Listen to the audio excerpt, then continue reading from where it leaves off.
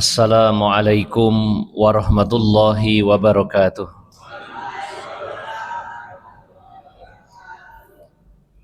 Alhamdulillahilladzi hadana li hadza wa ma kunna linahtadiya laula an hadanallah.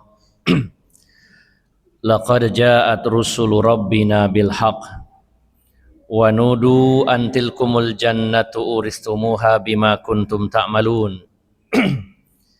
Ashhadu an la ilaha illallah wahdahu la syarikalah wa ashhadu anna Muhammadan abduhu wa rasuluhu la nabiyya ba'dah. Allahumma salli wa sallim wa barik ala nabiyyina Muhammadin wa ala alihi wa sahbihi ajma'in. Wa qala Allah ta'ala fi kitabihil karim Ya ayyuhallazina amanu taqullaha haqqa tuqatih wa la tamutunna illa wa antum muslimun, amma ba'd. Bapak-bapak dan ibu-ibu, saudara-saudari jamaah yang dimuliakan Allah Subhanahu wa taala. Alhamdulillah, pada pagi hari ini Allah Subhanahu wa taala memberikan semangat, memberikan kemauan kepada kita semuanya untuk bisa hadir di dalam majelis ilmu. Bapak Ibu yang dimuliakan Allah Subhanahu wa taala, sabar yang paling berat adalah ketika kita sabar dalam mentaati Allah Subhanahu wa taala. Para ulama membagi sabar dalam 3 bagian, yaitu sabrun fi ta'atillah, wa sabrun an maksiatillah, wa sabrun ala aqdarillah. Sabar dalam menjalankan ketaatan kepada Allah, sabar dalam meninggalkan maksiat, dan sabar dalam menerima takdir Allah Subhanahu wa taala. Dan ternyata level terendah sabar adalah sabar menerima takdir. Karena sifatnya dipaksakan, mau tidak mau harus menerima. Sedangkan yang paling berat justru sabar dalam ibadah. Sabar dalam melakukan ketaatan kepada Allah Subhanahu wa taala. Di situ butuh effort, ya, butuh perjuangan, butuh mujahadah, adanya keseriusan, kesungguhan kita dalam melaksanakan ketaatan kepada Allah Subhanahu wa taala. Dan Bapak Ibu jamaah sekalian, Allah Subhanahu wa taala mengaitkan antara mujahadah, bersungguh-sungguh, dengan hidayah yang kita terima dari Allah Subhanahu wa taala. Imam Ibnul Qayyim Al-Jauziyah rahimahullah pernah mengatakan, Allaqa subhanahu wa ta'ala bainal mujahadati wa bainal hidayah. Allah Subhanahu wa taala mengaitkan antara mujahadah dengan hidayah. Maksudnya ada keterkaitan antara mujahadah seseorang dengan hidayah yang diterimanya. Semakin besar mujahadahnya, semakin besar hidayah yang dia terima, dan semakin kecil mujahadahnya, semakin kecil dan sedikit hidayah yang dia terima dari Allah Subhanahu wa taala.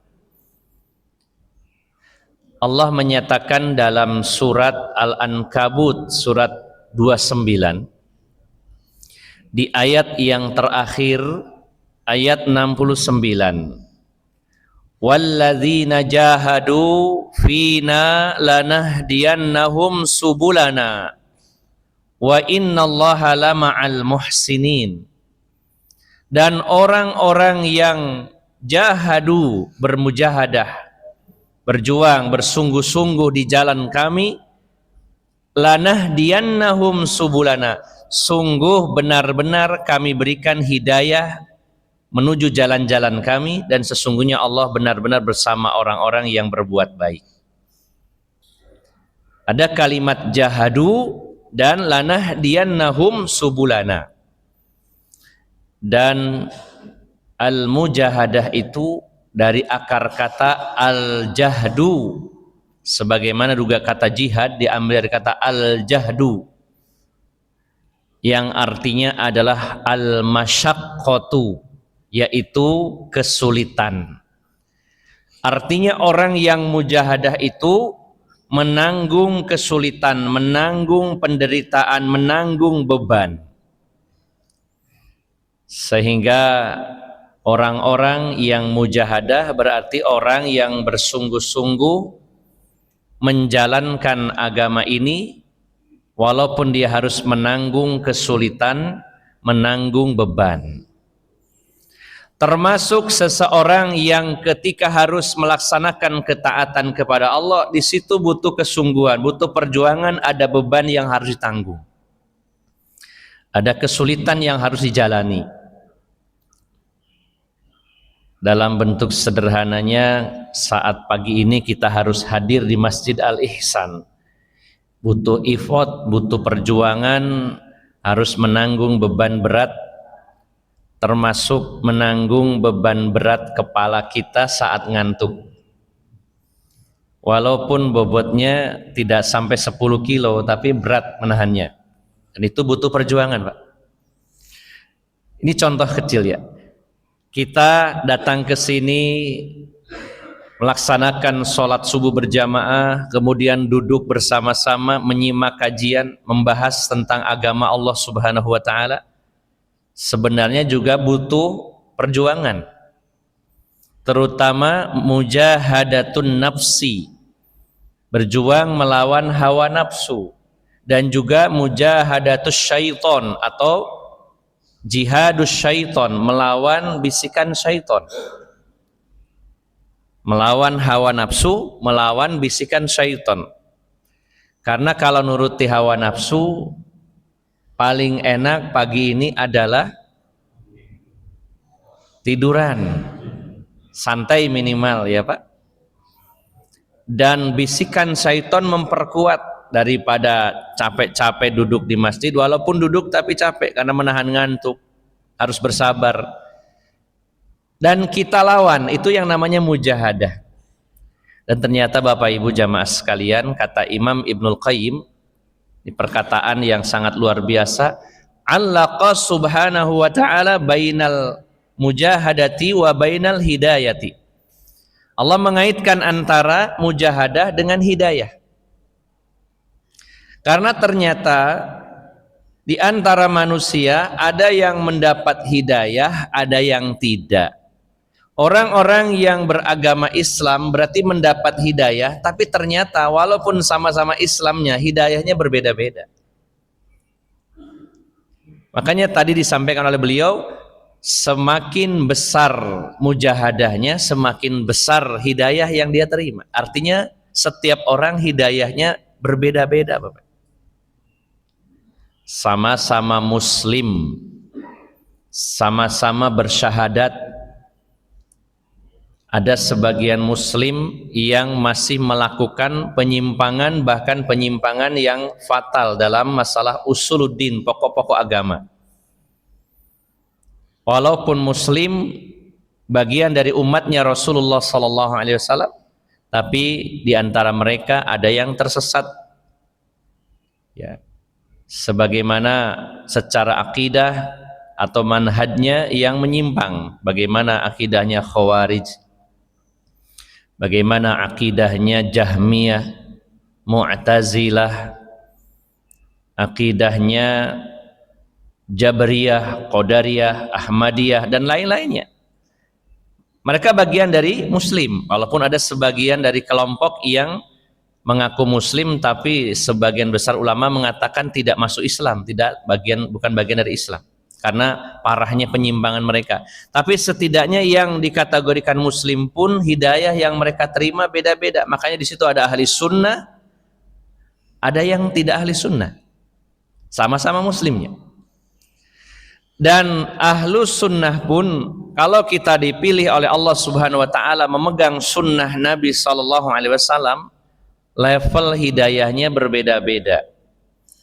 Sama-sama ahli sunnah, tapi ada tetap yang ahli maksiat dan ada yang ahli ibadah.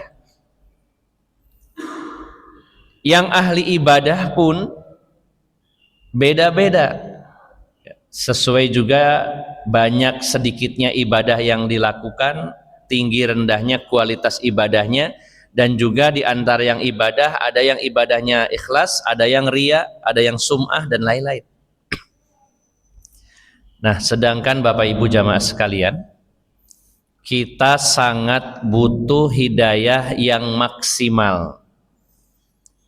Kita butuh, kalau bisa Allah berikan hidayah secara penuh, secara sempurna.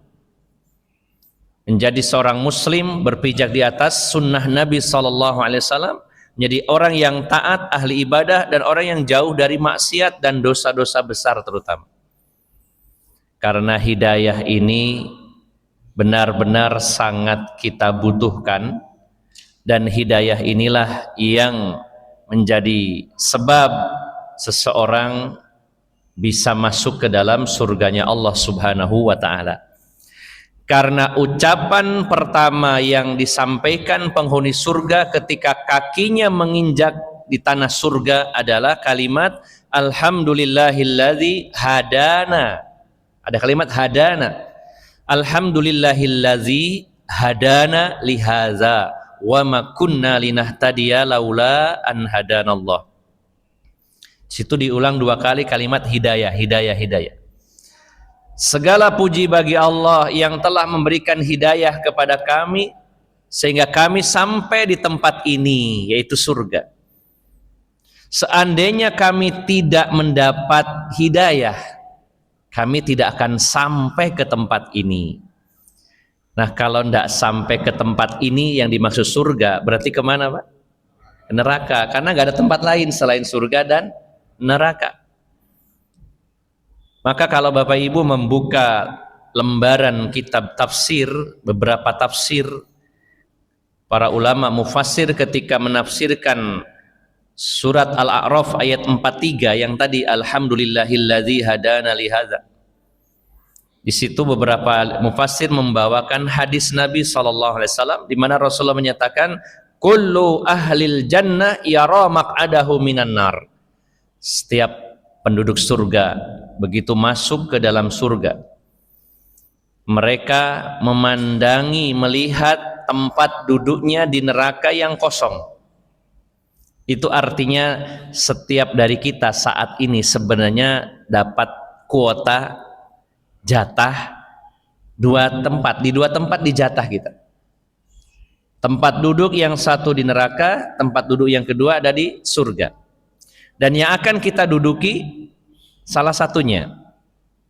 Walaupun ada di antara mukmin yang menduduki tempat duduknya di neraka hanya sementara waktu.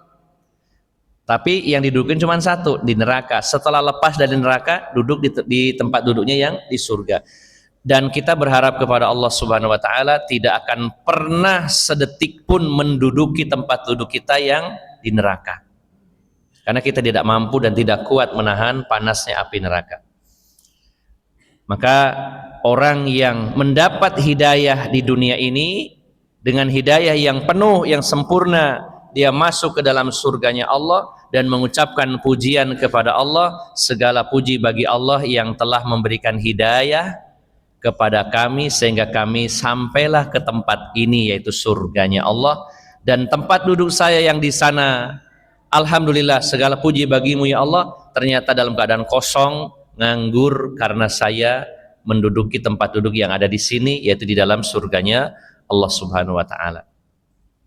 Maka Bapak Ibu jamaah sekalian, untuk masuk surga kita butuh hidayah, dan seberapa besar hidayah yang kita terima tergantung seberapa besar perjuangan dan mujahadah kita di jalan Allah Subhanahu wa ta'ala. Pagi hari ini bagian dari mujahadah adalah mempelajari agama Allah Subhanahu wa ta'ala, dan ini adalah termasuk yang paling mendasar. Kita bersungguh-sungguh dalam belajar sehingga menjadi bekal dalam bersungguh-sungguh mengamalkannya dan mendakwahkannya. Baik Bapak Ibu yang dimuliakan Allah Subhanahu wa taala, kita akan lanjutkan kajian kitab Ad-Da'u wad-Dawa pada pagi hari ini setelah kita membahas 2 poin berturut-turut tentang bahaya dan dampak buruk perbuatan dosa. Itu adalah hilangnya kecemburuan, kemudian hilangnya rasa malu. Seperti yang kita bahas sebelumnya, bahwa balasan atau siksaan dari Allah Subhanahu wa taala di dunia ini bagi ahlu maksiat, bagi orang-orang yang berbuat dosa besar terutama, itu tidak selalu berupa musibah-musibah yang kita kenal seperti sakit, mungkin kecelakaan, ya, atau musibah-musibah yang dianggap manusia itu sesuatu yang mengerikan, ya.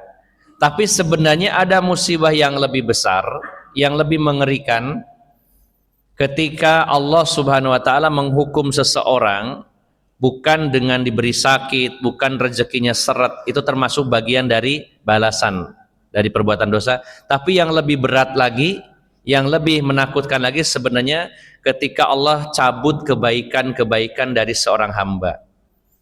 Dicabut semangatnya dalam beribadah, dicabut ghirah, kecemburuan dari dirinya, dicabut sifatul haya, sifat malu dalam dirinya. Ini sebenarnya lebih berat dan lebih besar.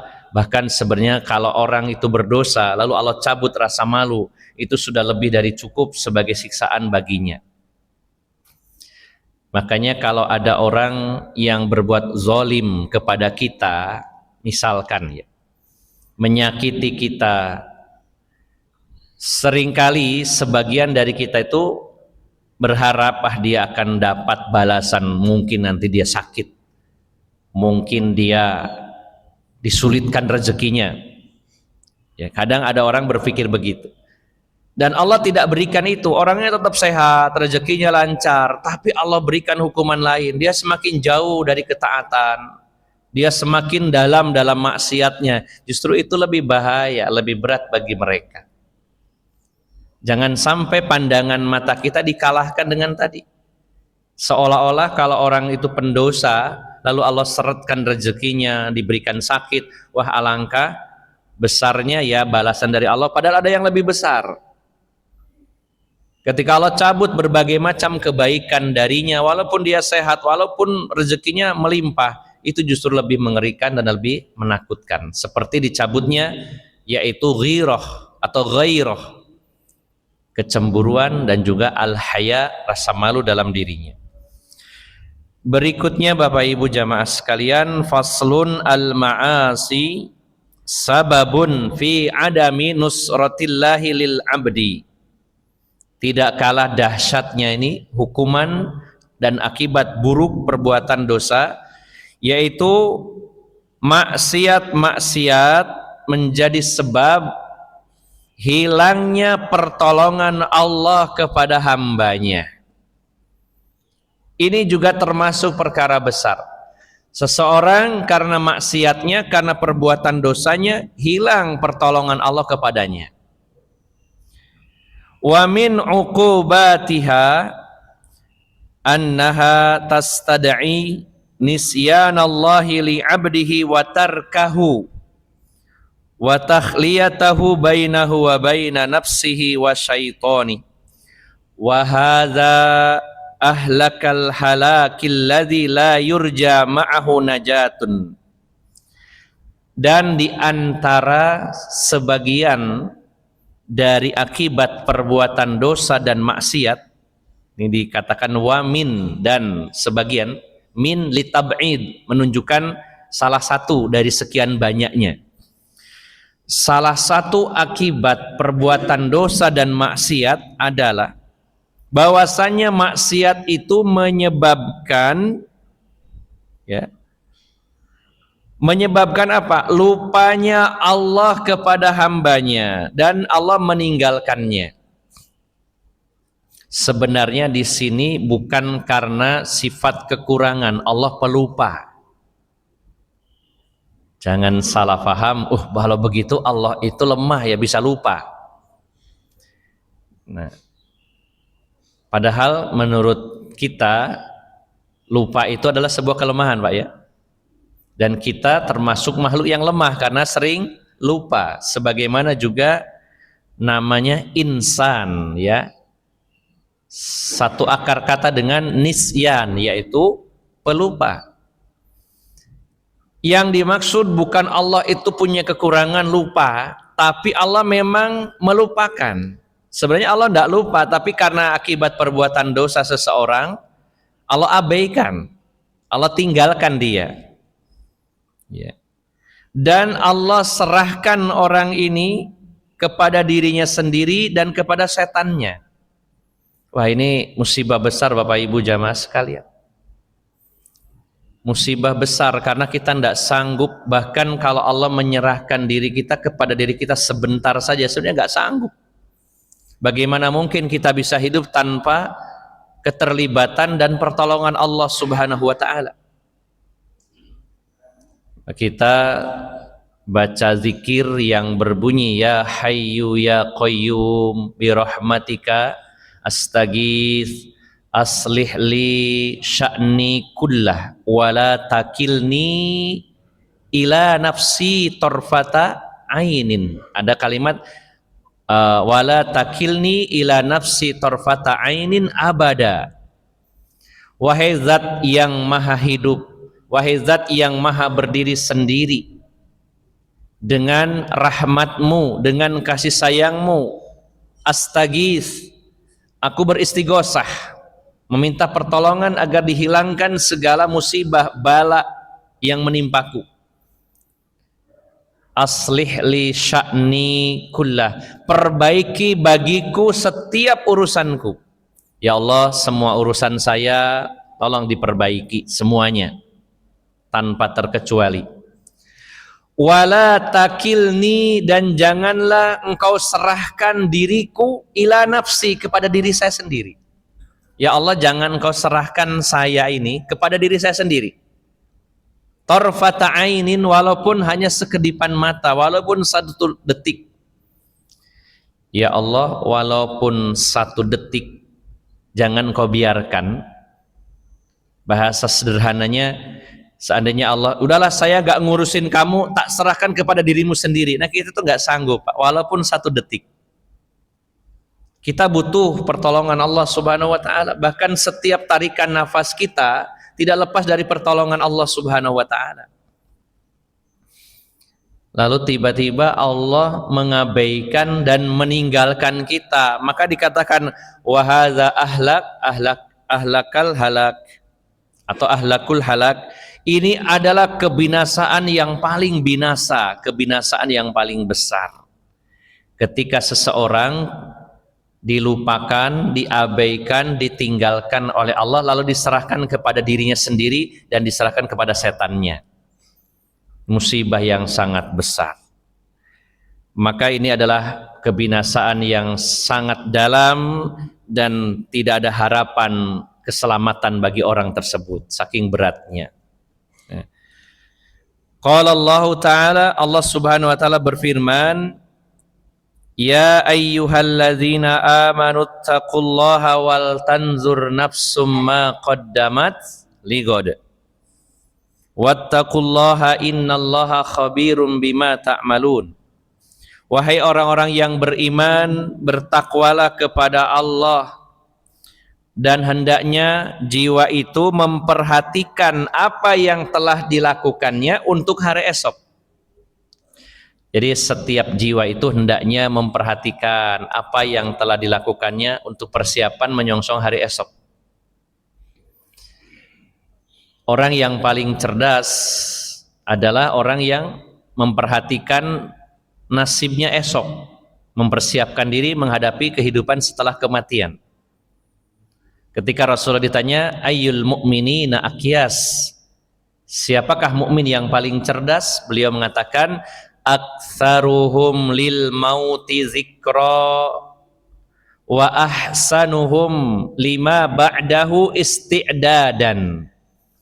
Orang mukmin yang paling cerdas, paling pintar, bukan yang paling tinggi pendidikannya, bukan yang paling tinggi IQ-nya, kata Rasulullah, justru yang paling banyak mengingat kematian dan paling bagus persiapannya menghadapi kehidupan setelah kematian.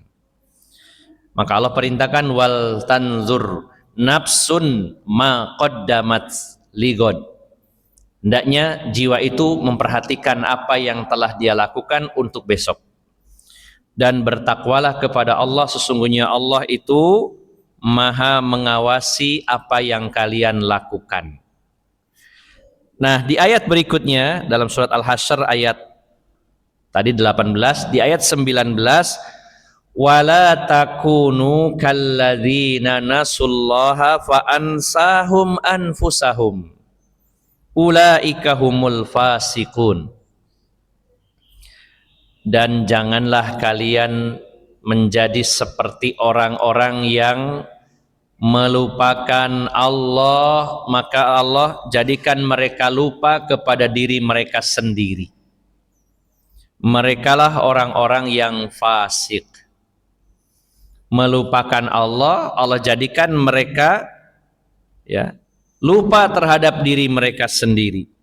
Nah, maka kita baca penjelasannya, fa'amaro bitaqwahu wa naha an yatashabbaha ibaduhul mu'minuna biman nasyahu bitarki taqwah wa akhbaro annahu aqaba man taraka taqwa bi an ansahu nafsah ay ansahu masalihaha wa ma yunajjiha min azabihi wa ma yujibu lahul hayatal abadiyah wa kamala lidzatiha wa sururaha wa na'imaha fa ansahu Allahu dzalika kullah jazaan lima nasyahu min azimatihi wa khaufihi wal qiyami bi amrihi fataral asi muhmalan lima salihi nafsihi mudayyi'an laha qad aghfalallahu qalbuhu an dzikrihi wattaba'a hawa wa kana amruhu furuta. Allah Subhanahu wa taala memerintahkan kita untuk bertakwa kepadanya sekaligus melarang hambanya untuk menyerupai orang-orang yang melupakan Allah dengan meninggalkan takwa. Dua ayat ini, ayat pertama perintah, ayat kedua larangan. Perintahnya untuk bertakwa kepada Allah, larangan meninggalkan takwa. Dan disebutkan di situ meninggalkan takwa itu adalah seperti orang, diantaranya orang yang melupakan Allah. Kalau ada di antara orang itu yang melupakan Allah, Allah jadikan dia lupa kepada dirinya sendiri. Nah, yang dimaksud melupakan diri mereka sendiri itu bukan amnesia. Saya lupa, saya ini siapa ya? Gitu. Saya dari mana ya? Bukan itu Bapak Ibu. Ada lupa yang sangat bahaya ketika seseorang lupa dengan dirinya adalah Allah jadikan dia lupa dengan semua perkara yang bermanfaat, yang membawa kebaikan untuk dirinya. Dan Allah lupakan dia dengan perkara yang justru bisa menyelamatkan dirinya. Ya. Jadi Bapak Ibu jamaah sekalian, kalau orang itu sadar, dia akan meyakini bahwa setelah ini dia akan kembali kepada Allah, dia akan masuk alam akhirat. Dan tentunya dia sangat berharap mendapatkan kenikmatan di alam akhirat. Nikmat kubur, kemudian pertolongan setelah hari berbangkit, kemudian nikmat berupa surganya Allah Subhanahu wa taala. Namun ketika orang itu melupakan Allah, mengabaikan aturan Allah dengan maksiat, dengan dosa-dosa, maka dia itu lupa dengan perkara yang sebenarnya itu akan membawa dia ke surga dan menyelamatkan dia dari neraka. Sebenarnya Bapak Ibu jamaah sekalian, akibat perbuatan dosa dan maksiat, seseorang akan melewatkan peluang-peluang dan momen-momen penting yang mana peluang itu sebenarnya membawa kebaikan kepada dirinya dunia akhirat, terutama akhiratnya. Dan peluang itu sebenarnya menyelamatkan dia dari api neraka. Tapi bagi orang yang ahli maksiat, orang yang banyak dosa, hal seperti itu yang sudah ada di hadapan matanya membawa dia ke surga, menjauhkan dia dari neraka, lewat begitu saja. Setiap ada kesempatan, peluang di depan matanya karena tertutup dengan dosa dan maksiatnya, itu lewat begitu saja, diambil oleh orang lain.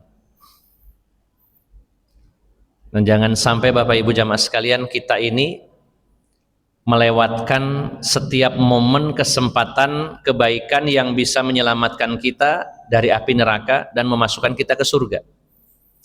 Kalau urusan akhirat, kita harus balapan Pak, berlomba.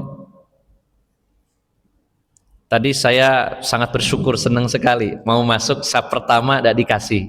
Ini benar Pak, di saya di belakang, alhamdulillah, masya Allah, jamaah Al-Ihsan ini luar biasa.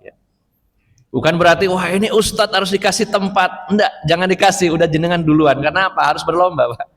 Saya yang pingin sab pertama kok enak-enakan ustadz datang tiba-tiba nyelonong. Ini sudah benar Pak, masya Allah. Karena Rasulullah mengatakan, innallaha wa malaikatahu yusholluna ala saffil awal. Sesungguhnya Allah dan para malaikatnya bersolawat kepada orang-orang yang berada di saf awal, jangan berikan sama orang lain. Ya, walaupun ada tadi yang ngasih tidak masalah ya, mudah-mudahan Allah gantikan dengan kebaikan ya, karena memberi kebaikan saya dikasih saf pertama.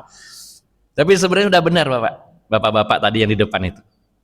Udah biarkan aja, walaupun ustadz terserah ya, saya kan punya ambisi dalam urusan akhirat, saya berlomba, saya harus juara.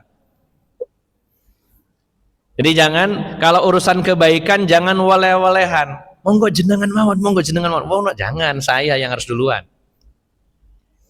Nah, orang-orang yang bertakwa kepada Allah, setiap ada kesempatan momen kebaikan harus saya yang duluan, orang lain minggir dulu, saya duluan. Begitu dulu para sahabat Nabi SAW berlomba, ya, yang namanya musabaqatun fil khairat, berlomba. Karena di antara dampak negatif perbuatan dosa adalah seseorang itu ketika meninggalkan takwa, Allah jadikan dia lupa kepada dirinya. Maksudnya lupa ketika ada kebaikan-kebaikan, peluang di hadapan matanya, menjadikan dia masuk ke surga atau menjauhkan dari neraka, itu ternyata lewat begitu saja. Jadi sebenarnya kita harus sering menyesal kalau ada kebaikan yang diambil oleh orang lain. Waduh, kenapa nggak saya yang ambil bagian ini ya? Kenapa dia?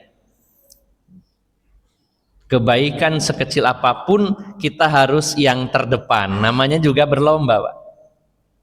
Kalau urusan dunia, monggo saling mempersilahkan, monggo. Ada peluang nih, ya monggo jenengan mau, nggak masalah. Ya.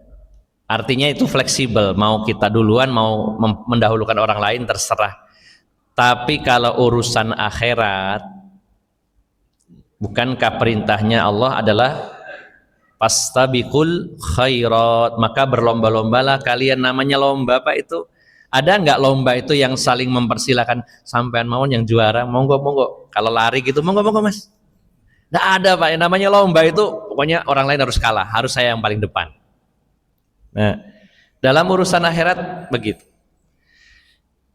Dan ternyata orang-orang yang ahli maksiat, orang yang banyak dosa, berdosa kepada Allah Subhanahu wa taala, artinya dia melupakan aturan Allah, melupakan takwa. Akibat besarnya adalah Allah jadikan dia lupa kepada dirinya sendiri. Maksudnya adalah banyak peluang-peluang, sesuatu yang membawa maslahat untuk dirinya dunia akhirat, dia lewatkan begitu saja. Dan perkara-perkara yang menyebabkan dia selamat dari neraka lewat begitu saja. Kemudian ya, perkara-perkara yang menyebabkan dia mendapatkan kenikmatan abadi di surga, Allah jadikan lupa orang tersebut dengan semua itu. Jazaan lima nasyahu min azimatihi wa khaufihi wal qiyami bi amri. Itu balasan karena dia telah melupakan keagungan Allah, melupakan rasa takut kepadanya, dan melupakan untuk berdiri melaksanakan perintahnya. Sehingga fatarul asi, orang-orang ahli maksiat itu melihat, ya, muhmalan atau muhmalan lima solihi nafsihi wa mudayyi'an laha. Jadi dia meremehkan setiap maslahat, perkara-perkara yang membawa kebaikan kepada dirinya. Dia dijadikan oleh Allah meremehkannya, melewatkannya begitu saja. Ada peluang-peluang lewat terus, padahal Allah sudah hadirkan di hadapan matanya. Nauzubillah, ini sebuah hukuman yang sangat berat ketika seseorang bermaksiat dan berdosa, kemudian Allah jadikan dia melewatkan semua kesempatan yang bisa membawa kebaikan kepadanya dan melewatkan setiap peluang yang bisa menyelamatkan dia dari azab Allah Subhanahu wa taala. Qad aghfalallahu qalbahu an dzikri. Allah jadikan dia lalai dalam mengingat Allah. Jadi sebenarnya kalau kita mengagungkan Allah, kita takut kepada Allah, kita ingat kepada Allah, itu semua anugerah. Dan bentuk siksaan itu sekali lagi tidak harus berupa seretnya rezeki, sakitnya badan, tapi seseorang yang dilalaikan hatinya dari mengingat Allah. Kata Allah, kamu ini gak layak mengingatku, disiksa oleh Allah. Dia jadi lalai dan tidak ingat Allah Subhanahu wa ta'ala. Dan justru wattaba'a hawahu, dia justru mengikuti hawa nafsunya. Wa kana amruhu furta, dan dia akhirnya melewati batas, ya. Qad in faratat alaihi masalihu dunyahu wa akhiratihi. Maka dia telah kehilangan kebaikan-kebaikan dunia dan kebaikan-kebaikan akhirat. Nah, wa a'zamul uqubati nisyanul 'abdi li nafsihi wa ihmaluhu laha wa idha'atuhu hadziha wa nasibuha minallah. Ya. Ini sebagaimana tadi dijelaskan bahwa akibat yang paling besar dari para pendosa dan ahli maksiat adalah ketika seseorang itu lupa dengan dirinya dan dia menyepelekannya, menyia-nyiakan bagiannya dari Allah. Harusnya dia dapat surga, harusnya dia dapat pahala, dan dia sia-siakan itu, dia lupakan itu semua. Bapak Ibu yang dimuliakan Allah Subhanahu wa taala, di bab ini kalimat-kalimat terakhir ini yang disampaikan oleh Imam Ibnu Qayyim ini sangat luar biasa. Fallahu subhanahu yu'awwidu an kulli ma siwahu wa la yu'awwidu minhu syai'un. Maka Allah Subhanahu wa ta'ala, ya, bisa menggantikan apapun, ya, selainnya, tetapi siapapun tidak bisa menggantikan posisi Allah. Jadi maksudnya begini Bapak Ibu, Allah itu, ya, ketika kita menjadi orang yang taat kepadanya, takwa kepadanya, dan Allah menolong kita, Allah memperhatikan kita, Allah menjaga kita, nah, maka sebenarnya tidak ada pengganti bagi Allah Subhanahu wa ta'ala untuk kita. Kalau yang lainnya ketika hilang, Allah dengan mudah, ya, menggantikannya. Tapi kalau kehilangan Allah, siapa yang akan menolong kita?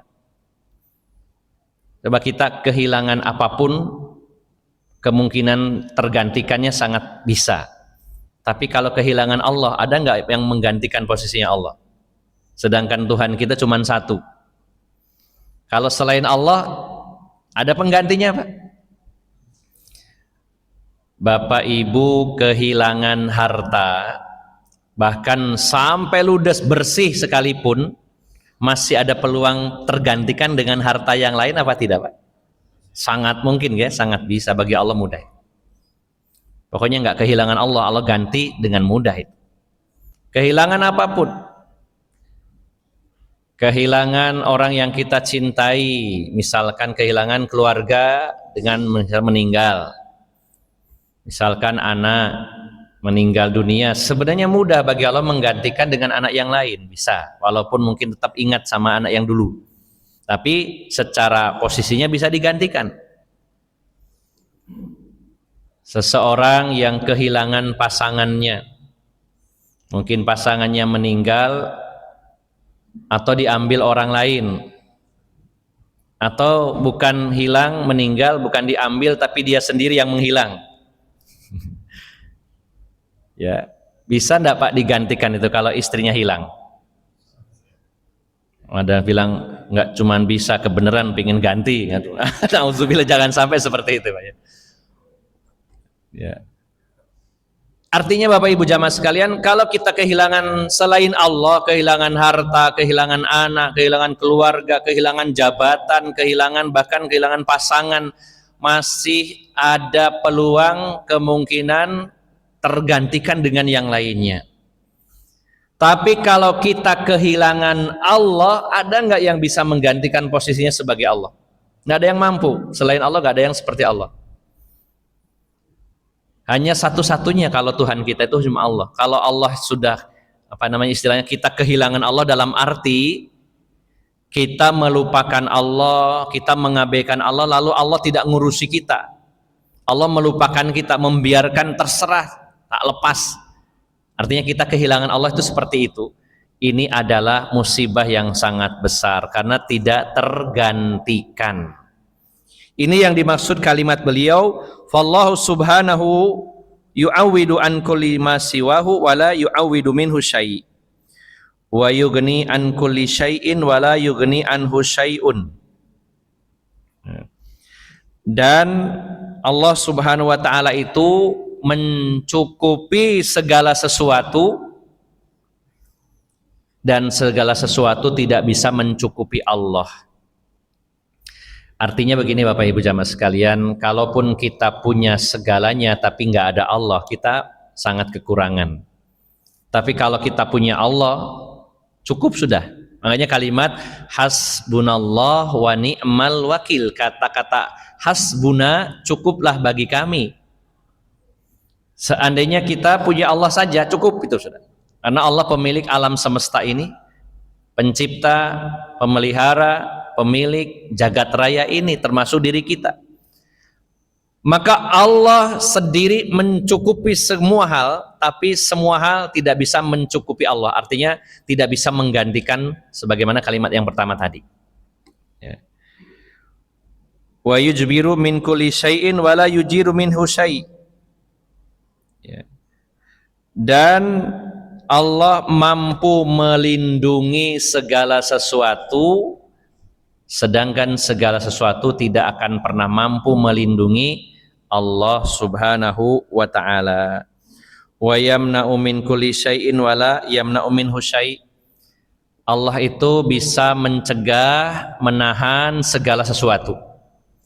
Dan segala sesuatu tidak akan pernah bisa mencegah Allah Subhanahu wa ta'ala.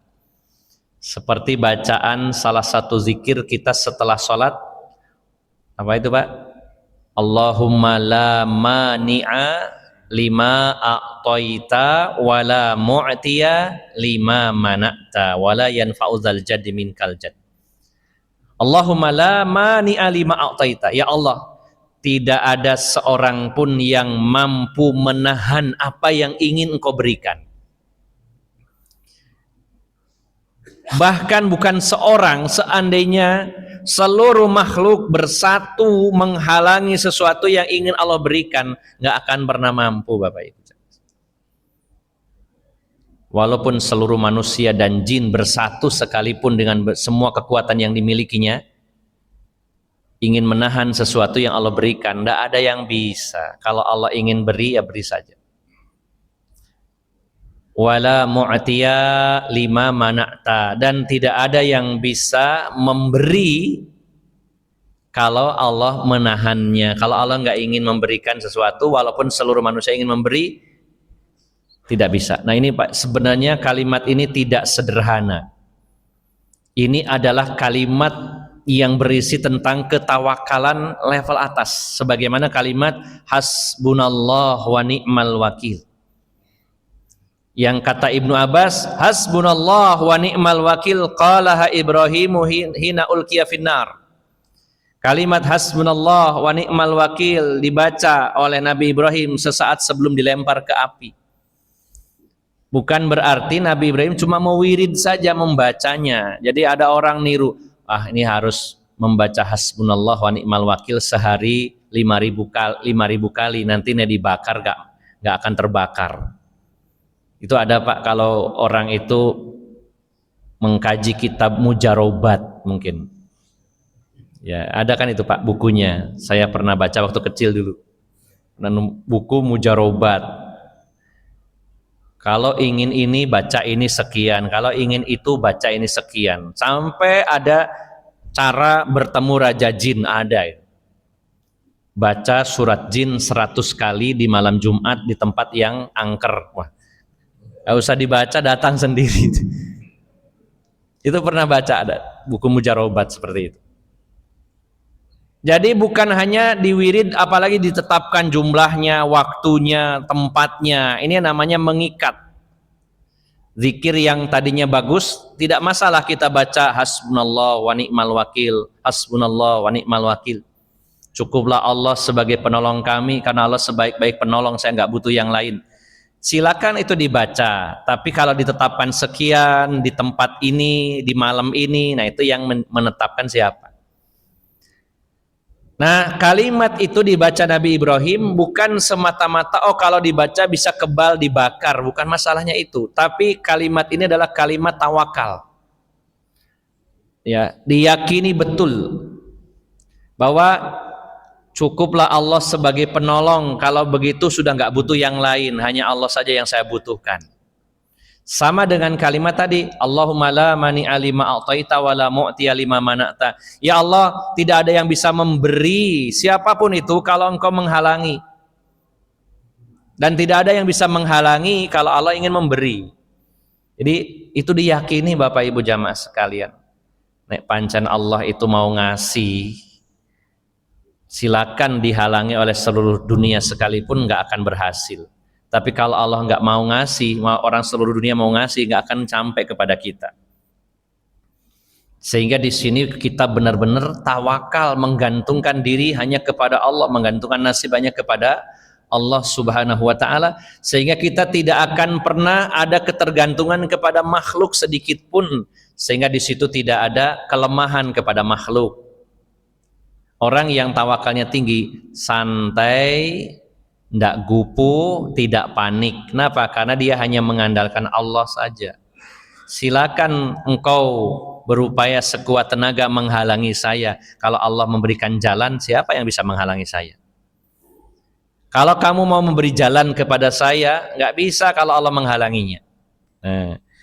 Oleh karena itu, kita butuh Allah. Maka kalau orang-orang yang ahli maksiat, dia melupakan Allah, yang rugi kita. Orang-orang yang ahli maksiat meninggalkan takwa, orang-orang yang melakukan dosa, berarti dia mengabaikan Allah, dia lupa dengan Allah, dan Allah akan melupakan, mengabaikan, meninggalkan dia, dan yang rugi orang tersebut pasti. Karena tidak ada yang bisa menggantikan. Seandainya ada orang berdosa, ahli maksiat, melupakan Allah, lalu ada pilihan yang lain, itu masih mending. Masalahnya nggak ada pilihan, Pak. Tuhan kita cuma satu, yang menolong kita cuma satu. Yang membantu kita cuma satu. Kalau kita abaikan, kita nggak anggap, kita nggak reken, lalu kita akan menganggap siapa? Nggak ada penggantinya. Sedangkan bagi Allah, Allah bisa menggantikan semuanya. Nah, ini yang dimaksud oleh Imam Ibnu Qayyim Al-Jauziyah rahimahullah. Jadi Bapak Ibu jamaah sekalian, kesimpulan dari bab ini bahwasanya orang-orang yang bermaksiat dan berdosa kepada Allah, berarti orang tersebut melupakan dan mengabaikan Allah Subhanahu wa Ta'ala, yang berakibat dia dilupakan, diabaikan, bahkan Allah jadikan dia lupa kepada dirinya sendiri, yakni dia melewatkan begitu banyak maslahat untuk dunia dan akhiratnya, dan dia melewatkan perkara-perkara yang bisa menyelamatkan dia dari api neraka.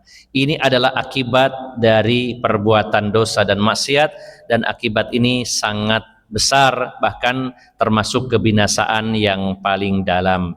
Kita berlindung kepada Allah Subhanahu wa taala. Jangan pernah walaupun sedetik pun Allah meninggalkan kita semua, karena Allah sangat kita butuhkan, dan Allah Subhanahu wa taala adalah yang mencukupi segalanya, dan Allah tidak tergantikan oleh siapapun. Oleh karena itu, mari kita menjadi orang-orang yang bertakwa, meninggalkan maksiat, agar senantiasa mendapatkan pengawasan, penjagaan, perlindungan, dan perhatian dari Allah Subhanahu wa taala. Demikian Bapak Ibu jamaah sekalian, semoga bermanfaat, dan mohon maaf atas segala kekurangan. Aqulu qawli hadza wa astaghfirullah li wa lakum, wa akhiru da'wana anil hamdulillahi rabbil alamin. Subhanakallahumma wa bihamdika asyhadu an la ilaha illa anta astaghfiruka wa atubu ilaik. Wassalamu alaikum warahmatullahi wabarakatuh.